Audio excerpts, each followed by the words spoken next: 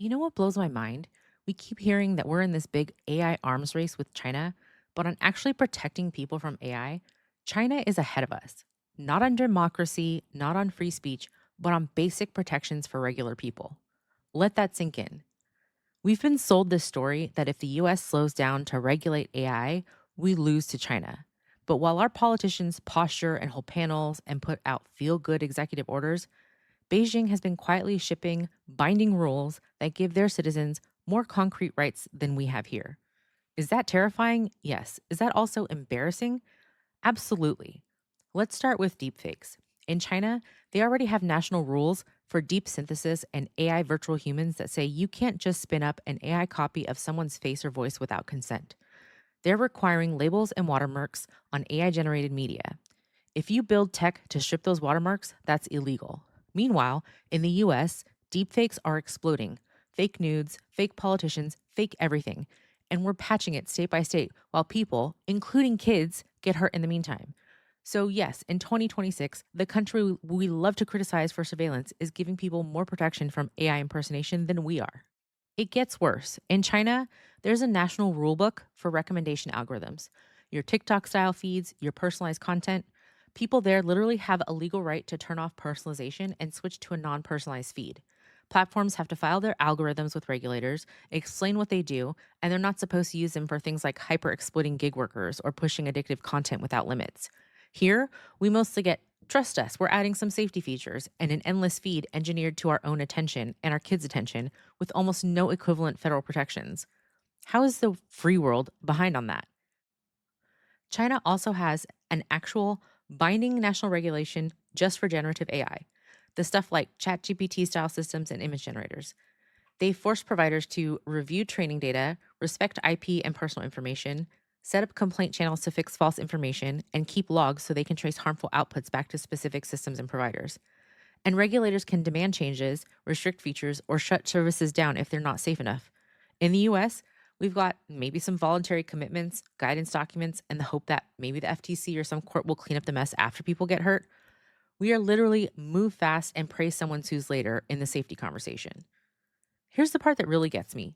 China's even drafting rules for human like AI chatbots and companions that say, don't make people emotionally dependent, don't let this stuff replace real world relationships, and if someone looks like they're in danger, the system should trigger intervention.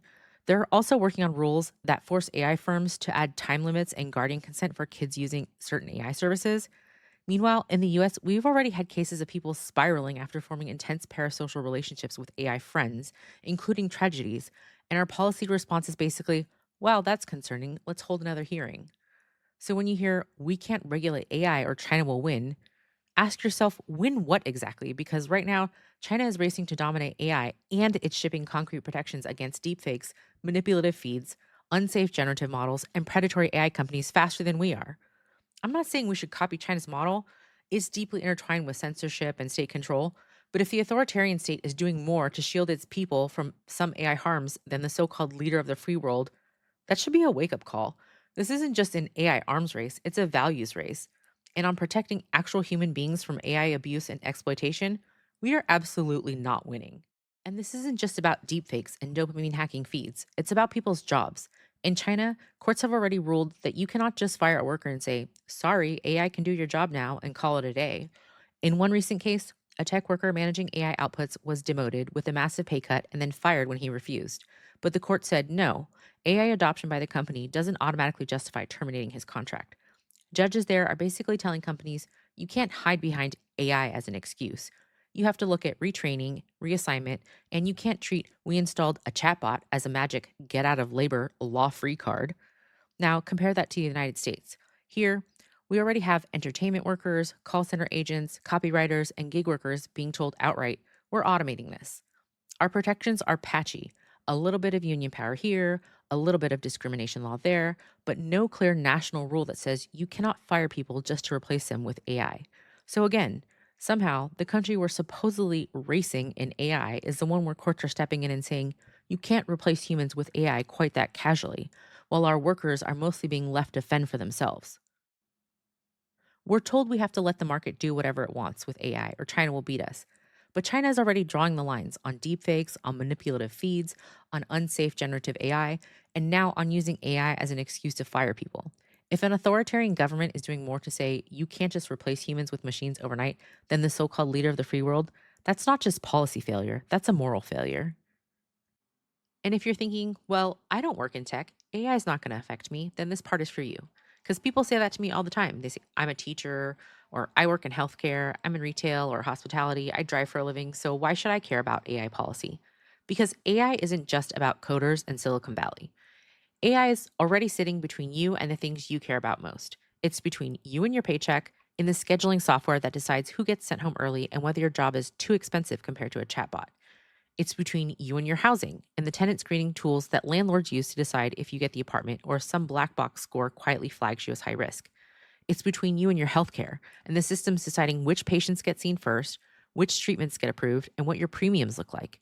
It's between you and your kids' future in the apps and algorithms that watch everything they click, everything they watch, every swipe on their tablet, and feed it into models built to keep them hooked. So you don't have to use AI for AI to use you. It's already reading your resume, judging your rental application, and watching what's on your smart TV. And while all that is happening here, what is China doing? They're rolling out national rules that crack down on deepfakes and AI avatars using your face and your voice without consent, forcing platforms to label some AI generated content, putting hard rules around recommendation algorithms, and starting to tell companies in court, no, you can't just fire this person and say AI can do it now and walk away. I'm not saying China is some model of digital freedom because it's not. I recognize that their system is tightly tied to surveillance and censorship, and I don't want that here. But it is wild that the country we're supposedly racing in AI is the one where the government is, in some ways, drawing clearer lines around deepfakes, manipulative feeds, and AI driven layoffs than we are. Meanwhile, in the US, our data is getting strip mined. Our smart TVs track what we watch, our phones track where we go, our apps track what we buy, what we say, who we talk to. All of that gets packaged up, sold, and fed into AI systems we never agree to. And then we're told, sorry, we can't slow down. This is an AI arms race. So, what do we do with that? Because I don't want to just sit here and rant. It happens by being intentional about how we're building this technology for humanity's benefit. AI is not a storm we're stuck under, it's something we're actively designing in code, in products, and in policy. The question isn't, will AI take over? The question is, who are we building it for? Are we building it to quietly replace workers, spy on families through their devices, and deepfake our faces for clicks? Or are we building it to reduce burnout, actually protect people, and make the systems around us more fair instead of more predatory? That's the shift I want us to make from AI is happening to us to we decide what AI is for. And that starts with what we do next. First, at a personal level, treat your data like cash. You don't hand it to just anyone. Say no when an app asks for access it doesn't need. Go into your devices, your phone, your smart TV, shut off all that creepy tracking and personalization. If there's a do not sell or share my data on a website, click it. Be picky about where you plug in your face, your voice, your kids' photos. Free isn't free. You're paying with your life history and your identity.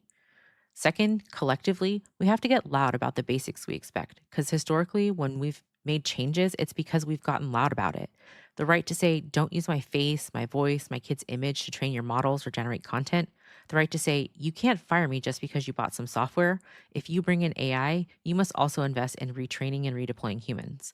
The right to say, turn off this tracking and have off be the default, not a scavenger hunt through 12 different menus.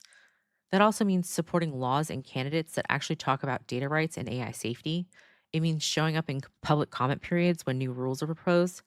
It also means backing organizations that are fighting for digital rights and worker protections, not just assuming someone else will, or I think enough people already have. So the next time someone says, we can't regulate AI or China will beat us, I want you to flip that script and ask, beat us at what? Because right now, China is racing to dominate AI and moving faster on some basic protections for people, while we're telling ourselves that any rule is a weakness. We don't need an AI arms race. We need a values race, a race to see who can build technology that actually keeps humans safe, employed, housed, healthy, and in control of our own lives. The future doesn't happen by accident. It happens if we start treating our data like it matters, if we push for real guardrails, and if we stop letting innovation be an excuse to trample people. If you made it this far, your CTA is simple. Today, go lock down one device. This week, learn one thing about how AI is already used in your job or your housing. And anytime you hear, we can't slow down or China will win, push back. Because the real question isn't who wins the AI arms race, it's who's still protected when it's over.